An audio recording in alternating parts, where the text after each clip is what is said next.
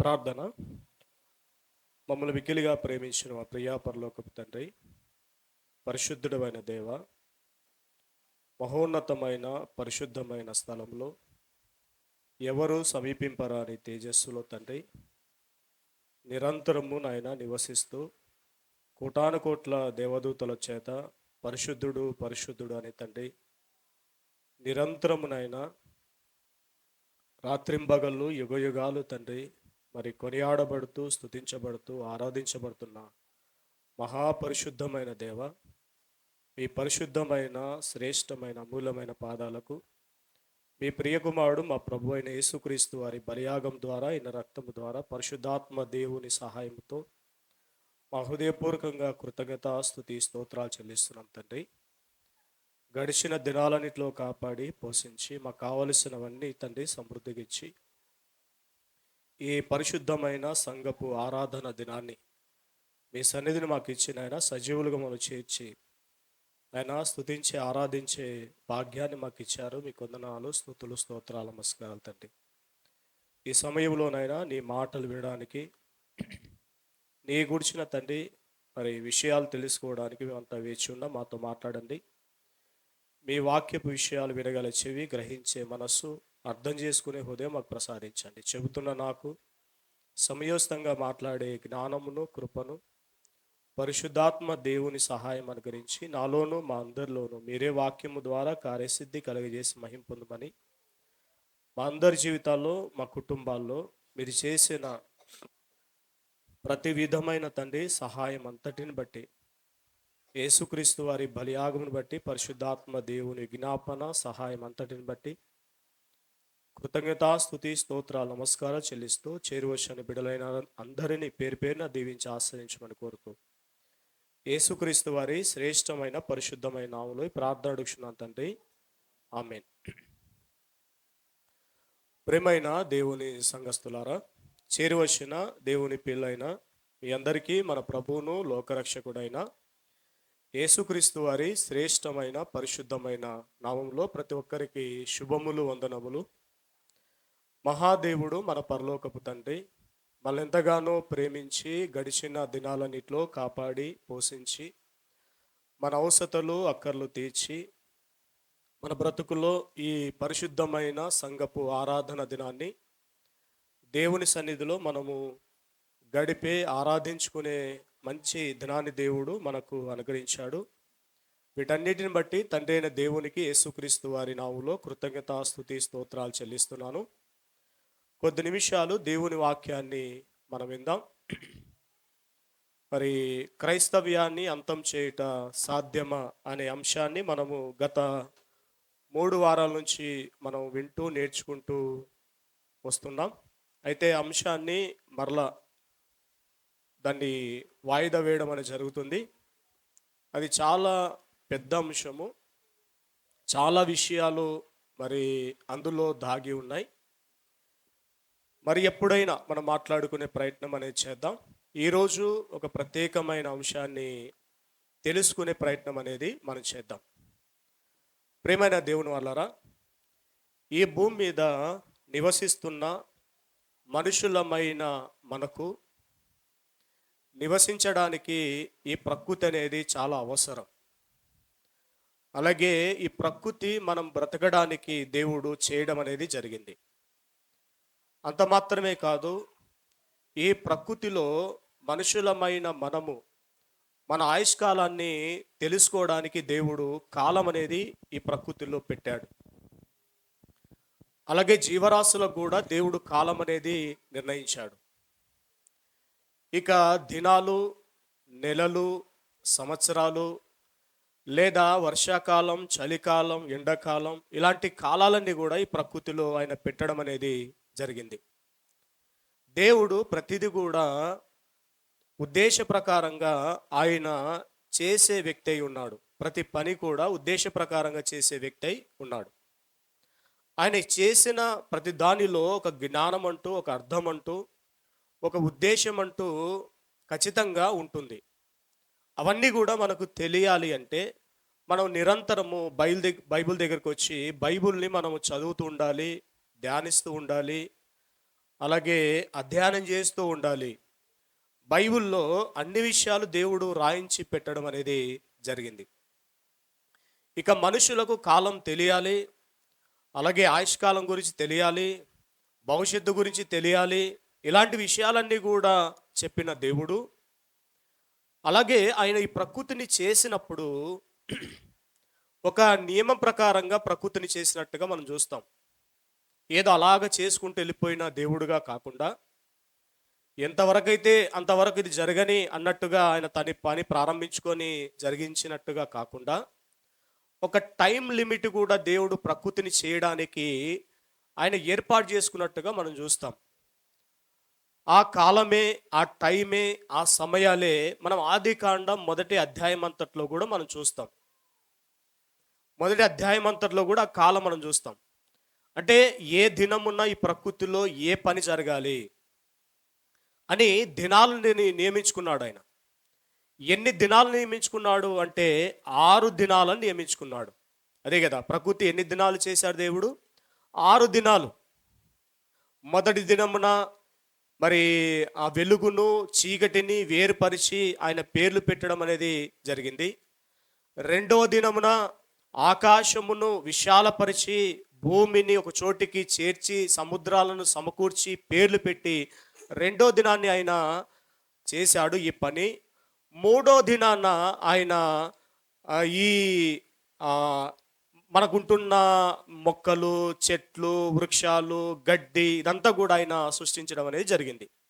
ఇక నాలుగో దినాన ఆయన సూర్యుని, చంద్రుణ్ణి, నక్షత్రాలను వీటన్నిటిని కూడా కలిగించి వాటి వాటి స్థానాల్లో ఉంచి కాలం అనేది మనకు తెలియడానికి ఆయన ఏర్పాటు చేయడం అనేది జరిగింది. ఐదో దినాన్న ఆయన పక్షులను అలాగే సముద్రాల్లో ఉంటున్న జీవరాశులను ఆయన సృష్టించడము జరిగింది. ఆరో దినమున జంతువులను అలాగే భూమి మీద ప్రాకే ప్రతి పురుగును జీవులన్నింటినీ చేశాడు. చివర్లో మానవులైన ఆదాము హవ్వలను తయారు చేశాడు. ఈ 6 దినాల్లో ఈ పని జరగాలని 6 దినాలు దేవుడు ఏర్పాటు చేసుకొని ఆయన ప్రతి దినము చివరిలో ఆయన చూసుకున్నాడంట తన పని ఎలా ఉంది అని. చూసినప్పుడు ప్రతి పని కూడా మంచిగా ఉన్నది, చాలా బాగుగా ఉన్నది అనే మాటలు కూడా ఆయన చెప్పడం జరిగింది.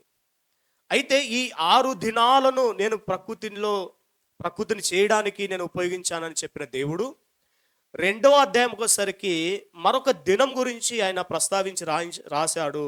ఆ దినం యొక్క ప్రాముఖ్యత ఏంటో ఒకసారి మన బైబిల్లోకి వెళ్ళి చూద్దాం.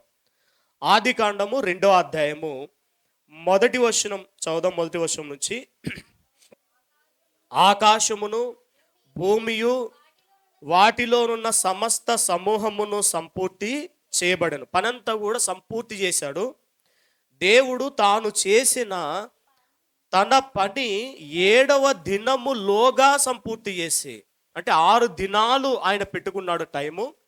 6 దినాల్లో పూర్తయిపోవాలి, 7 దినములోకి పని అనేది మిగిలిపోకూడదు అని అనుకున్నాడు. 7వ దినములోగా సంపూర్తి చేసి తాను చేసిన తన పని అంతటి నుండి 7వ దినమున విశ్రమించెను. మనకు దేవుని దినాలు ఆదికాండము ప్రారంభములో ప్రకృతిలో ఎన్ని దినాలు కనబడుతున్నాయి? 6 దినాలు పని కనబడుతుంది. 7వ దినమున ఆయన విశ్రమించిన దినం కూడా మనకు కనబడుతుంది. ఎన్ని దినాలు మొత్తం కలిపితే? 7 దినాలు.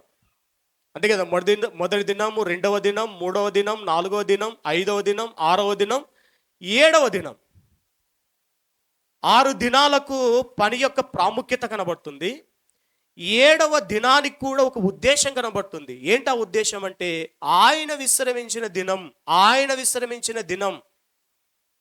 అంటే ఎంతో కష్టపడ్డాడు, ఎంతో పని చేశాడు, అలసిపోయాడు, రాత్రింబగళ్ళు ప్రకృతిలో ప్రతి దాన్ని కూడా ఆయన చక్కగా చేస్తూ వచ్చాడు.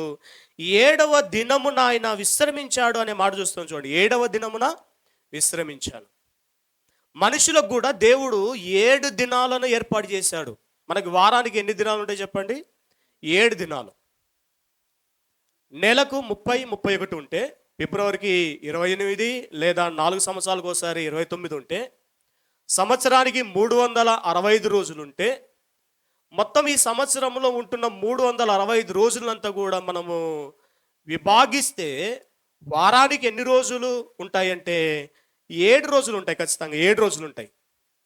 అంటే తాను చేసిన ప్రకృతిలో 7 రోజులు, అలాగే మనుషులకు కూడా దేవుడు నియమించింది ఎన్ని రోజులు? 7 రోజులు. మనకు 7 రోజులు, వాటిని మనం వారాలు అంటాం. ఏమంటాం? వారాలు. ఆదివారము, సోమవారము, మంగళవారము, బుధవారము, గురువారము, శుక్రవారము, శనివారం. ఎన్ని వచ్చాయి? 7 వచ్చాయి. మళ్ళా నెక్స్ట్ 8కి వెళ్తామా? లేదు, మరలా ఆదివారం. ఇది ఎప్పుడు నిరంతరం ఉంటుందా? ఈ వారాలు ఏమైనా మారుతాయంటే మారే ప్రసక్తే లేదు. తన పనిలోను తన విశ్రాంతిలోను 7 దినాలు, అలాగే మన జీవితంలోను మన బ్రతుకు కాలంలో కూడా 7 దినాలు అనేది నియమించి దేవుడు అలా సెట్ చేసి ఆయన పెట్టడం అనేది జరిగింది. దీనికి ఒక ప్రాముఖ్యమైన ఉద్దేశం అనేది కూడా ఉంటుందా లేదా అంటే ఖచ్చితంగా ఉంటుంది. ఖచ్చితంగా ఉంటుంది. ఈ భూమి మీద ఏమండి కొన్ని దినాలకు ప్రత్యేకతలు చాలానే ఉన్నాయని మనం చూస్తాం. ఈరోజు ఈ దినోత్సవం, ఈరోజు ఈ దినోత్సవం, ఈరోజు ఈ దినోత్సవం మనం చూస్తుంటాం.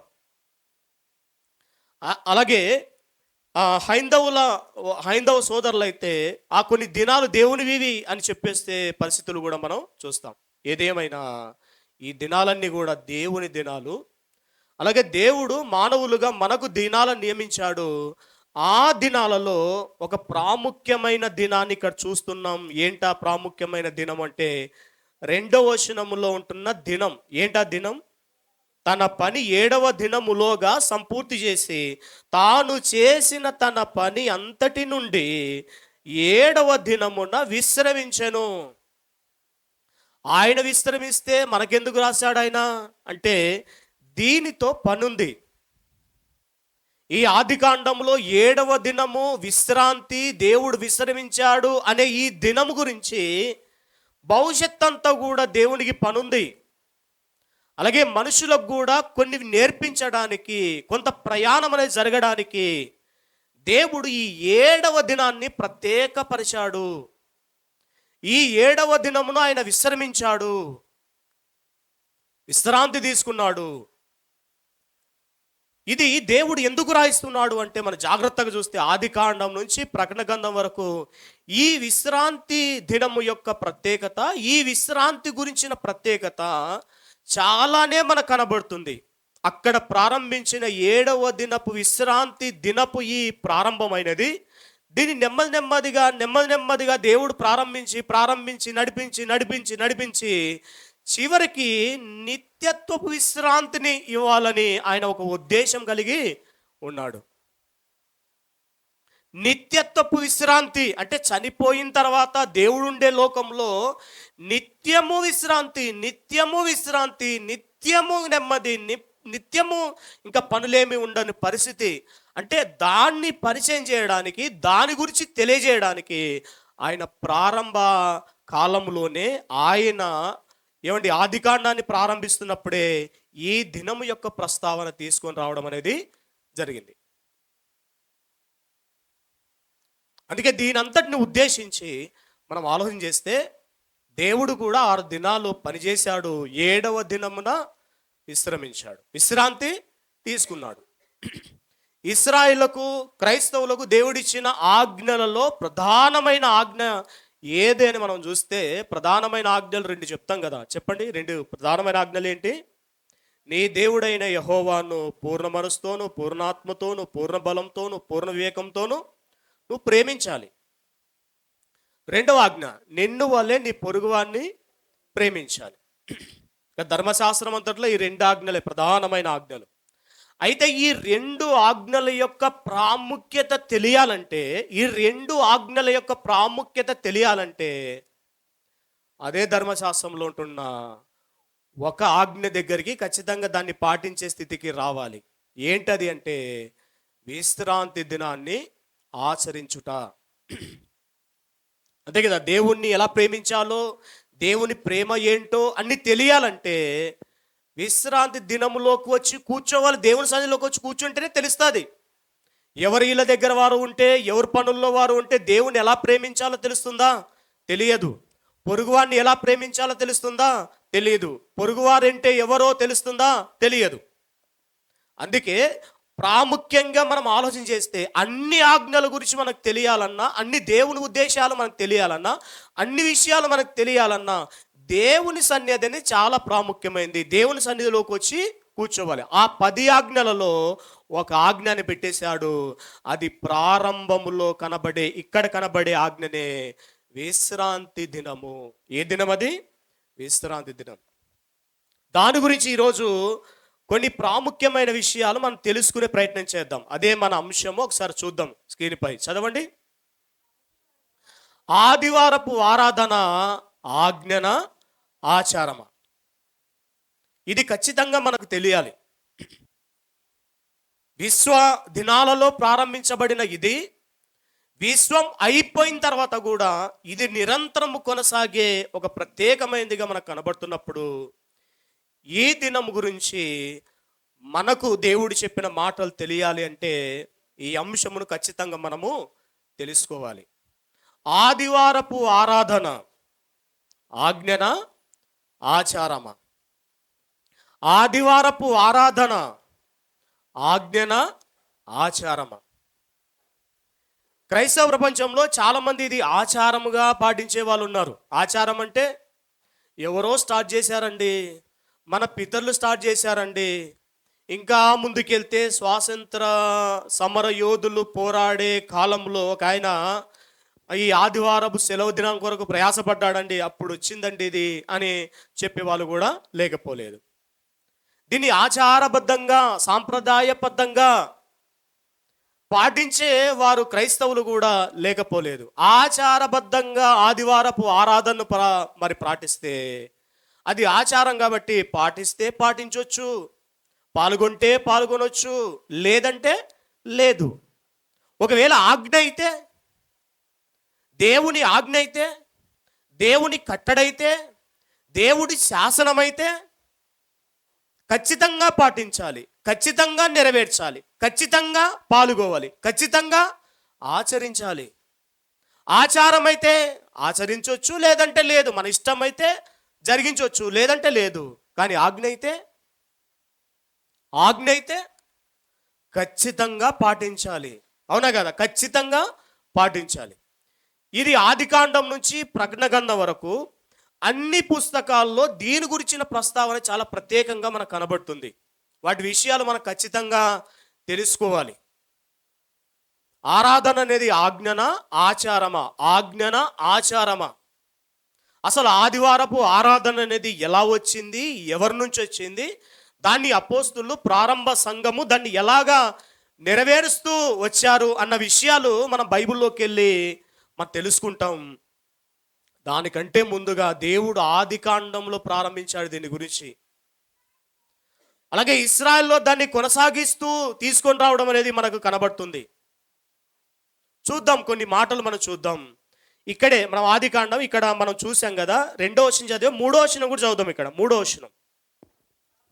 కాబట్టి దేవుడు ఆ 7వ దినమును ఆశీర్వదించి పరిశుద్ధపరచెను. ఏలైనగా దానిలో దేవుడు తాను చేసినట్టు సృజించినట్టు తన పని అంతటి నుండి విశ్రమించెను. ఈ మాటలన్నీ కూడా మనం దృష్టిలో పెట్టుకొని మనం ఆలోచన చేస్తే కొన్ని విషయాలు మనం చూద్దాం. ఈ చూడండి స్క్రీన్ మీద, ఏ దినం అది? 7వ దినం. 6 రోజులు అయిపోయిన తర్వాత 7వ దినం, అది స్పెషల్ ప్రత్యేకమైన దినం అని మనకు కనబడుతుంది అక్కడే. రెండవది, దేవుడు విశ్రాంతి తీసుకున్న దినం ఇది. అంతే కదా, అక్కడ చదివాం కదా, దేవుడు విశ్రాంతి తీసుకున్న దినం. వినడానికి ఎలాగో చూడండి, దేవుడు విశ్రాంతి తీసుకున్న దినం,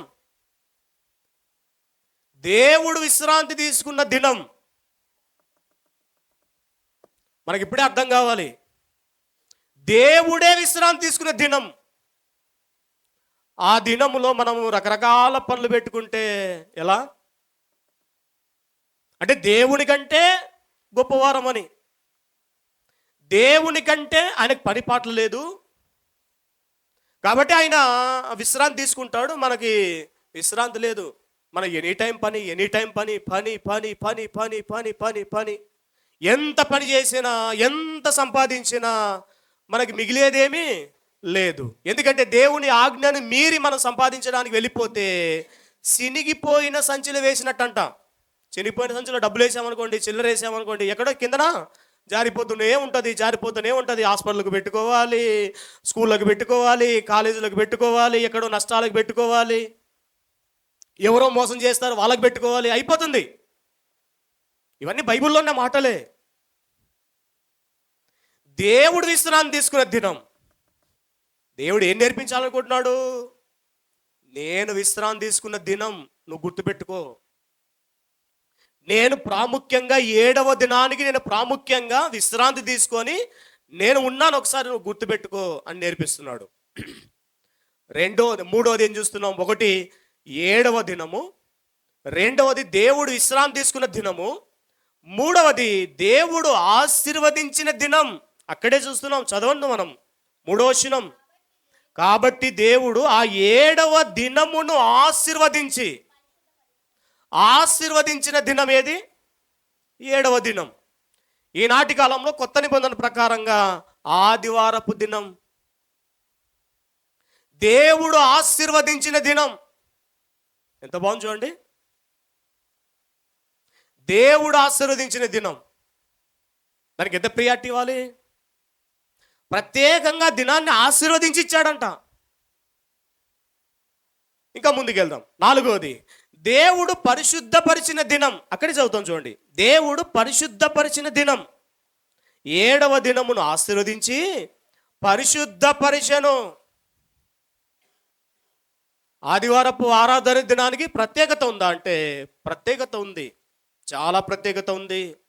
దేవుడు విశ్రాంతి తీసుకున్న దినం, దేవుడు ఆశీర్వదించిన దినం, దేవుడు పరిశుద్ధపరిచిన దినం. అంటే ఈ దినం అనేది పరిశుద్ధమైన దినం, పవిత్రమైన దినం. ఎవరు పరిశుద్ధపరిచారు? ఎవరండి? దేవుడు.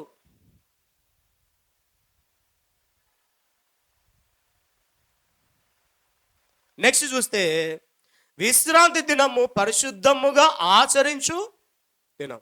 ఏ దినం అంట? చదువుదాం. నిర్గమకాండం వద్దాం మనం. నిర్గమకాండంలో 10 ఆజ్ఞలలో ఇది ఒక ప్రాముఖ్యమైన ఆజ్ఞగా మనకు కనబడుతుంది. నిర్గమకాండం 20వ అధ్యాయము, నిర్గమకాండము 20వ అధ్యాయము 8వ వచనాన్ని మనం చదువుదాం. విశ్రాంతి దినమును పరిశుద్ధముగా ఆచరించుటకు జ్ఞాపకముంచుకొనుము. పరిశుద్ధంగా ఆచరించే దినం ఏది? విశ్రాంతి దినం.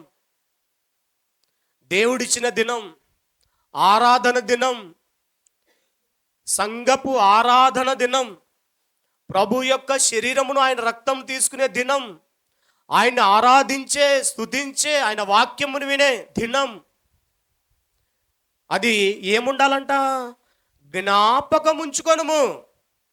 అంటే ఆజ్ఞనా ఆచారమా? ఆజ్ఞ. 10 ఆజ్ఞలలో ఇది ఒక ఆజ్ఞ. ఆచారమా ఆజ్ఞనా? ఆజ్ఞ. 5వ చూస్తున్నాం. విశ్రాంతి దినం పరిశుద్ధముగా ఆచరించు దినం. అంటే ఆయన పరిశుద్ధపరిచాడు, ఆయన ఆశీర్వదించాడు, ఆయన విశ్రాంతి తీసుకున్నాడు. ఆయన దినము, దేవుని దినము, ప్రభు దినము, యెహోవా దినము అని ఈ పేర్లతో పిలబడిన ఆయన దినము. మనకేంటండి సంబంధం అనుకుంటే ఇక్కడికి వచ్చేసరికి ఆచరించే దినం అని కనబడుతుంది. ఆచరించాలంట, ఆచరించాలి. అంటే ఆజ్ఞ. ఆచరించడం అంటే ఆజ్ఞ. ఆజ్ఞ మీరితే ఆజ్ఞ అతిక్రమం ఏంటి? పాపం. ఒక ఆదివారం వస్తాను, మరొక ఆదివారం రాను అంటే దాని అర్థం ఏంటి తెలుసా? ఆజ్ఞ మీరుతున్నట్టు, ఆజ్ఞను తునీకరిస్తున్నట్టు. దేవుని వాక్యం ఉన్నది ఉన్నట్టుగా మనం ఖచ్చితంగా ఎవరికి భయపడకుండా చెప్పాలి. ఖచ్చితంగా మనుషుల దయను సంపాదించుకొని చూచున్నానా, నేను క్రీస్తు దాసుడును కాకపోయే ఉండును. దేవుని గురించి నేర్చుకోవడానికి, బలపడడానికి, ఆత్మీయ అభివృద్ధి జరగడానికి, భక్తి పెరగడానికి, దేవుని కొరకు ఉపయోగపడడానికి, దేవునికి మరి సమీపముగా మనము చాలా గొప్పగా అత్తుకొని, హానుకొని అన్ని విషయాలు, దేవుని హృదయంలో ఉన్న విషయాలన్నీ కూడా తెలుసుకోవడానికి కీలకమైనది ఏంటి అంటే దేవుని సన్నిధిలోకి వచ్చి కూర్చోవాలి. అక్కడ అది జరగకపోతే అన్నిటికీ డ్యామేజ్ అవుతుందండి. అసలు భక్తులని చెప్పుకుంటే కుదరదు. ఇది ఆజ్ఞ. జ్ఞాపకం ఉంచుకొనుము, జ్ఞాపకం ఉంచుకొనుము. అంటే ఆదివారం వస్తుంది, జ్ఞాపకం ఉండాలి. పనికి పోవడానికి కాదు, డ్యూటీలో పోవడానికి కాదు, పెళ్ళిళ్ళకు పోవడానికి కాదు, ఫంక్షన్లు పోవడానికి కాదు, ఆచరించడానికి అనే మాట చూస్తాం చూడండి. ఏంటంట? ఆచరించుటకు, పరిశుద్ధముగా ఆచరించుటకు, పరిశుద్ధముగా ఆచరించుటకు. ఎలా పరిశుద్ధముగా ఆచరించుటకు? దేవుని సన్నిధికి వచ్చి, సంఘానికి వచ్చి, ఆరాధనకు వచ్చి, పశ్చాత్తాపడి పాపాలు ఒప్పుకొని, అలాగే మంచిగా దేవుని క్షమాభిక్ష పొందుకొని, అలాగే ప్రభు యొక్క శరీరము నా రక్తము తీసుకున్న తర్వాత మనం పరిశుద్ధులం అవుతాం కదా. అలాగ పరిశుద్ధముగా ఆచరించడానికి దేవుడు ఏర్పాటు చేశాడు. 7వది చూస్తున్నాం. ఏంటి? 7వ దినము నీ దేవుడైన యెహోవాకు విశ్రాంతి దినం. యెహోవాకు విశ్రాంతి దినం. ఎంత బాగుంది అక్కడ. 10వ వచనం చూడండి. అక్కడే 9, 10 చదువుతాం. 6 దినములు నీవు కష్టపడి నీ పని అంతయు, ఇక్కడ నోట్ చేద్దాం ఈ పాయింట్. 6 దినాలన్నీ కూడా నువ్వు పనులకెళ్ళు, పనులు చేసుకో, ఇంటి దగ్గర ఉండొద్దు. ఏదో ఒక పని ఎన్నుకో, చేసుకో, పని చేసుకో, పని చేసుకో. 6 దినాలు రాత్రింబగలు చేస్తావా? చేసుకో, కష్టపడు, సంపాదించు, కుటుంబాన్ని పోషించుకో, ధనాన్ని దాచుకో, బ్యాంకులో పెట్టుకో.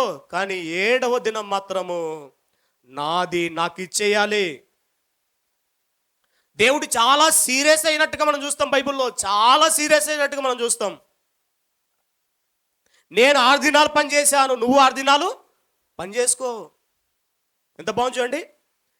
దేవుడు ఏమంటే తన దినాన్ని ఆచరించడానికి ఎన్ని దినాలని చెప్పాడు? 1 దినం అని చెప్పాడు. మనకి ఎన్ని దినాలు ఇచ్చాడు ఆయన? 6 దినాలు. 6 దినాలు మనవి, 1 దినము ఆయనది. 6 దినాలు మనవి, 1 దినము ఆయనది. మనకి దేవుడు ఒకటే దినం ఇచ్చి 6 దినాలు నాకే అంటే ఏమైపోతాం? అప్పుడు ఏమవుతాం మనం? ప్రేమే దేవుని వాళ్ళారా, ఇవి ఆజ్ఞలండి. అసలు ఆదివారపు ఆరాధన ఆజ్ఞనా ఆచారమా? ఆజ్ఞ. ముందుకెళ్దాం, కొన్ని విషయాలు చూద్దాం. ప్రభు దినము అనే మాట చూస్తాం మనం. విశ్రాంతి దినమునకు మనుష్య కుమారుడు ప్రభు అయి ఉన్నాడు. ప్రభు దినం, యెహోవా దినం, దేవుని దినం అని మనకు కనబడుతుంది. ప్రత్యేకత ఉంది ఈ దినానికి. ఆ దినమున ఏంటంట? అక్కడ 10వ వచనం చదువుదాం మనం. 10వ వచనం. 7వ దినము నీ దేవుడైన యెహోవాకు విశ్రాంతి దినము. చదువుదాం అక్కడ ఇక కింద చదివితే. దానిలో అంటే ఆ దినములో నీవైనను, నీ కుమారుడైనను, నీ కుమార్తెైనను, నీ దాసుడైనను, నీ దాసి అయినను, నీ పశువు అయినను, ఇవన్నీ నోట్ చేయాలి మనం. నీ ఇండ్లలో ఉన్న పరదేశి అయినను ఏ పని చేయకూడదు. ఈ దినాన్న ఏం చేయకూడదు? ఏ పని చేయకూడదు. ఎవరెవరు చేయకూడదు? నీవు, నీ భార్య, నీ పిల్లలు, నీ దాసి. అంతటితో ఆగాడా? నీ పశువు, నీ ఇంట్లో ఉంటున్న పరదేశి నుంచి వచ్చి పనిచేసే నీ దాసుడు, వీరందరూ కూడా ఏం చేయకూడదు? పని చేయకూడదు. పని చేయకూడదు. 8వది ఏ పనికి పోకూడదు. 9వది ఏ పని చేయకూడదు. 11వ వచనం గురించి చదువుదాం.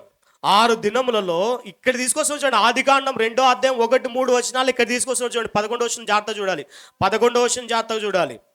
6 దినములలో యెహోవా ఆకాశమును, భూమియు, సముద్రమును, వాటిలో ఉన్న సమస్తమును సృజించి 7వ దినమున విశ్రమించెను. అందుచేత యెహోవా విశ్రాంతి దినమును ఆశీర్వదించి దాన్ని అక్కడ ఆశీర్వదించి పరిశుద్ధపరిచాడు. ఎందుకు అంటే దీన్ని మనం ఆచరించడానికి ఆయన విశ్రాంతి తీసుకున్నాడంట. మనం ఆచరించడానికి ఆ దినాన్ని పరిశుద్ధపరిచాడంట. మనం ఆచరించడానికి ఆ దినాన్ని ఆశీర్వదించాడంట. మనం ఆచరించడానికి ఇది నా దినము అని ఆయన ఆ దినం మీద వచ్చి కూర్చున్నాడంట. ఏ పనికి పోకూడదు. ఏ పని చేయకూడదు. ఇవన్నీ ఎందుకు అంటే ఇది కూడా చూద్దాం. ఇవన్నీ ఎందుకు ఎందుకు ఆ దినము ఎందుకు ఆ దినము అంటే ఆయన సన్నిధికి రావడానికి సంఘముగా, ఈ వచనం రాసుకోండి, సంఘముగా కూడవలెను. ఆ రోజు నేను మీ మధ్యలో నివసించేదను ఇశ్రాయేలుకు చెప్పిన మాట. ఆయన సంఘముగా మీరు కూడవలెను, ప్రత్యక్ష గుడారంలోకి రావలెను, మీరు కూడవలెను, నేను మీ మధ్యలోకి వచ్చి నివసించేదను. ఆది కాండములో ఆయన 7వ దినమున పరలోకంలో విశ్రాంతి తీసుకుంటే, మనకు ఆ తర్వాత ఇశ్రాయేలుకు వచ్చిన ఆజ్ఞ ప్రకారంగా చూస్తే 7వ దినమున తన ప్రజలతో, తన పిల్లలతో, తన కుమారులతో, తన కుమార్తెలతో పరలోకమును విడిచి ఆయన ఎక్కడికొచ్చి నివసించడానికి ఏ దినమును అక్కడే ప్రారంభించి ఆజ్ఞగా ఇచ్చి ఆయన ఇది పాటించండి, ఆచరించండి అని చెప్తున్నాడు. చూడండి, ఆ దినమున ఏం జరగాలి అంటే పరిశుద్ధ సంఘముగా కూడుకొనవలెను, సంఘముగా కూడుకోవాలి. నేను మీ మధ్యలోకి వచ్చి నివసిస్తాను, నీ మధ్యలోకి వచ్చి నివసిస్తాను. మీరు నేను కలిసి అన్యోన్య సహవాసం గలవారమై నన్ను ఆరాధించాలి, నా గురించి జ్ఞాపకం చేసుకోవాలి, నా కార్యాలను జ్ఞాపకం చేసుకోవాలి, నన్ను స్తుతించాలి, నా గురించి మాట్లాడుకోవాలి. అందుకొరకు ఆయన 7వ దినమును ఏం చేశాడు? ఆశీర్వదించాడు, పరిశుద్ధపరిచాడు. నా దినం అన్నాడు, ఆచరించమన్నాడు, జ్ఞాపకం చేసుకోండి అన్నాడు, పనులన్నీ కూడా చేయొద్దన్నాడు, పనులకు పోవద్దు అన్నాడు. ఏంటి ప్రత్యేకంగా మనం ఏమైనా చెప్తున్నామా? ఆల్రెడీ అన్ని సంఘాల్లో చెప్తున్నారా? మనం ఏమనుకుంటామంటే మనం మానేస్తున్నందుకు ఈయన ఈ అంశం ఎన్నుకున్నాడండి అని చెప్తుంటాం. మనం చాలా తెలివైన వాళ్ళని కదండి మనం మానేస్తున్నందుకు. అందుకే చూడండి, చదువుదాం. ఏంటి ప్రియమైన దేవుని వాళ్ళారా, ఆదివారపు ఆరాధన ఆజ్ఞన ఆచారమా అనే ఒక ప్రాముఖ్యమైన ప్రత్యేకమైన అంశాన్ని మనము కొద్ది భాగంగా, మొదటి భాగంగా మనం తెలుసుకున్నాం. అందులో ఆ క్రమమును ఉద్దేశించి ఇది మనము చెప్పడమే కాదు, సత్యవాక్య బోధకులందరూ కూడా ఈ విధానములో సంఘం యొక్క ప్రాముఖ్యత, పాల్గొనే విధానము, వినే విధానము, ఆరాధనను ఆచరించే విధానము, అలాగే అందులో నడుచుకునే విధానము, అటు దైవ సేవకులకు అలాగే వచ్చిన విశ్వాసులకు చాలా చాలా ప్రాముఖ్యమైన విషయాలు మరి చెప్పడం అనేది జరిగింది. అలాగే మానివేస్తే ఎలాంటి వారు అన్న విషయాలు ఇంకా చెప్పాల్సిన అవసరం లేదు. చాలా మరి గద్దింపుతోనూ బుద్ధి చెప్పేటట్టుగా చాలా హార్డుగా ఖండించి వారు చెప్తున్న విషయాలు వారందరూ కూడా మనకు పరిచేస్తులే. వారి వాక్యాల ద్వారా మనము ఎదిగిన వారమే, పెరిగిన వారమే. ఈ సమయంలో మనల్ని మనం పరీక్షించుకోవాలి. ఆరాధన యొక్క ప్రాముఖ్యతను మనం గుర్తిస్తున్నామా? వారి బాధ, వారి వేదన, వారి కోపము, ఆ వాక్యములో నుంచి వారు చెప్పే విధానం ఒక్కొక్కటి ఇంకా మళ్ళీ రిపీట్ చేయాల్సిన అవసరం లేదు. మన ఆత్మీయ స్థితి ఒకవేళ అలా ఉంటే ఏ పరిస్థితిలో ఉన్నామో, ఏ భక్తో ఎలా ఉన్నామో, దేవుని దగ్గరగా ఉన్నామో లేదన్న విషయాలు చాలా చక్కగా మనకు అర్థమయ్యాయి. ఏ సంఘానికి వెళ్ళాలి, ఏ సంఘము సరైన సంఘము, ఏ సంఘాన్ని దేవుడు ఆమోదించిన సంఘము, ఏ సంఘపు ఆరాధన ఆయన స్వీకరించే స్థితిలో ఉంటాడు అన్న వివరాలు కూడా మనం ఒక్కొక్కటిగా తెలుసుకున్నాం. ఇవి నా మాటలు కాదు, మీరు ఏమైనా అంటే యేసుప్రభు అనండి అన్నాడు ఒక ఆయన. యేసుప్రభు మాటలు అవి. ప్రేమే దేవుని వాళ్ళరా, ఎంత కఠినమైన మాటలు, ఒకసారి ఎన్ని అద్భుతమైన హెచ్చరికలు ఒకసారి మనం అర్థం చేసుకోవాలి. ఎందుకంటే మనము చెప్పామనుకోండి, మనకి ఇక్కడ కోపం వస్తుంది. అదే వారు చెప్పితే, వారు చెప్పినవే మనము చెబుతున్నాం. వారైనా మనమైనా చెప్పేవన్నీ కూడా బైబిల్లో ఉంటున్న సత్యవాక్య విషయాలే. ఇప్పుడు చెప్పండి, సత్యవాక్య సంబంధికులంటే ఆరాధన ఎగ్గొట్టేవారా? ఆరాధనకు భర్త వచ్చి భార్య రాకపోతే సత్య సంబంధికులా?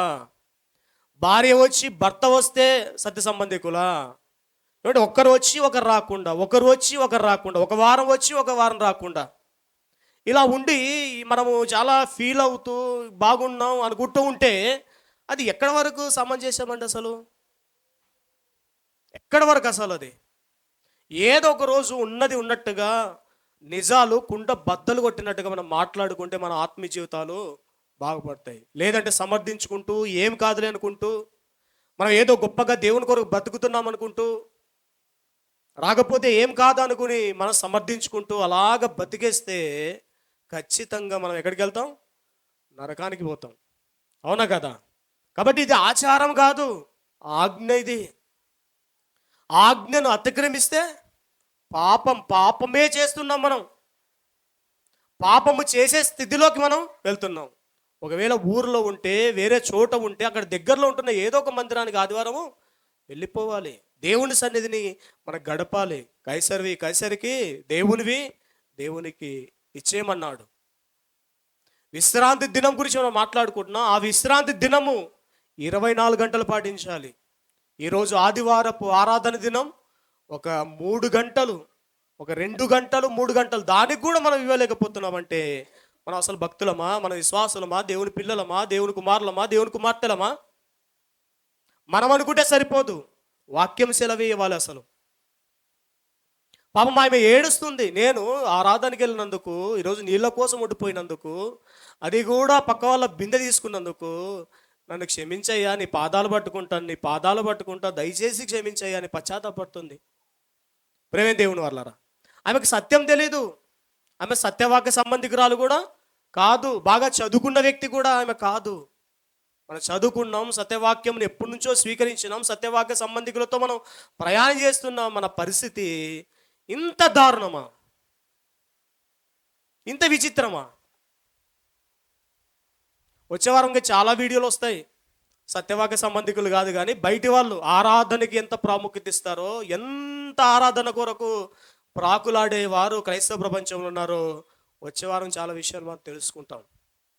మనకు తెలిసిందే చాలా గొప్ప అనుకుంటాం, కానీ మనము దేవుని ప్రార్థనలకు రాము, ఏ ప్రార్థన కార్యక్రమంలో పాల్గొనం, ఏ ఆన్లైన్ కార్యక్రమంలో పాల్గొనం.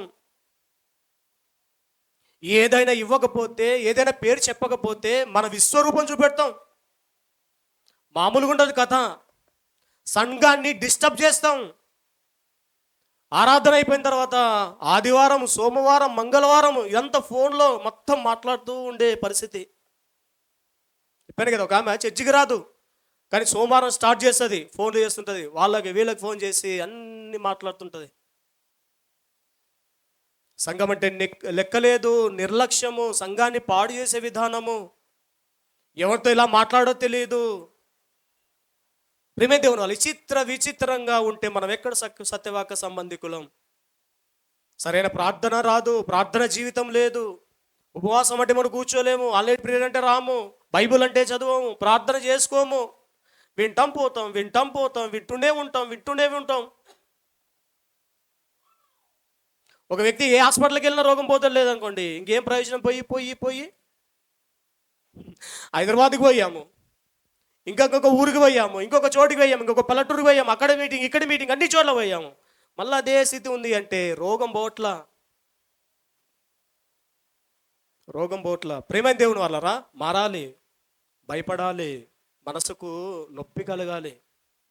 అలాంటి పరిస్థితుల్లోనే మనం ఉండాలి. మెప్పు కొరకు, ఘనత కొరకు, మనం ఏదో చూపించుకోవడం కొరకు. ఉషా గారు చెప్పారు కదా, వాక్యం చెప్తే అందులో సగానికి 25% వాళ్ళ గురించే. ఏదో ఒక రూపాన్న అది బయటకు వచ్చేస్తుంటుంది. ప్రేమే దేవుని వాళ్ళు, అది మంచిది కాదు. దేవుడే కనపరచబడాలి, దేవుడే మహింపరచబడాలి, దేవుడి నామానికి మహిమ ఘనత అనేది రావాలి.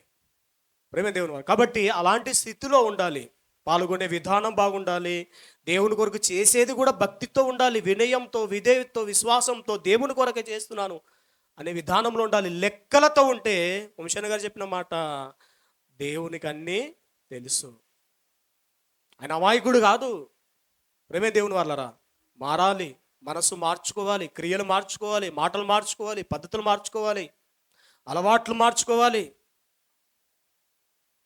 మారవలసింది ఇంకా చాలానే ఉంది.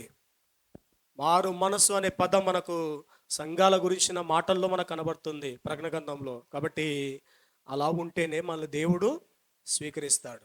కొంతమంది చూడండి, డబ్బులు దేవుని కార్యక్రమానికంటే ఇచ్చేస్తారు, కానీ ప్రార్థనలకు రారు, ఆరాధనలకు రారు, రొట్టె ద్రాక్షసం తీసుకోరు. ప్రేమే దేవుని వాళ్ళరా. కాబట్టి అసలు ఎవరి భక్తులో మనకు తేలిపోతుంది చూడండి. అసలు ఆదివారాన్ని ఖచ్చితంగా మనం పాటించేవారిగా మనం ఉండాలి. ఆదివారం ఆరాధన అయిపోయిన తర్వాత మన పని ఇంకెన్నైనా చేసుకోవచ్చు మనం. ఆదివారం ఆరాధన కంటే ముందు ఎంతైనా టైం ముందు చేసుకోవచ్చు. ఆదివారం ఆరాధన అంటే ఒక 2 గంటలకే మనం ఏడుస్తున్నాం, మనం బాధపడుతున్నాం. 3 గంటలు, 4 గంటలు, ఆదివారంలో 3-4 ఆరాధనలు జరిగే క్రైస్తవులు ఉన్నారంటే మన స్థాయి ఎక్కడ? మరలా మన సత్యవాక్య సంబంధికులం అని చెప్పుకుంటాం. టైం చూస్తాం, మనసులో బుర్ర తిరుగుతుంటే టైం. ప్రేమే దేవుని వాళ్ళరా, అవ్వదు. ఇది కష్టం. ఇలా ఉంటే పరలోకం మనకు చాలా కష్టం. అంకిత భావంతో ఉండాలి, సమర్పణతో ఉండాలి.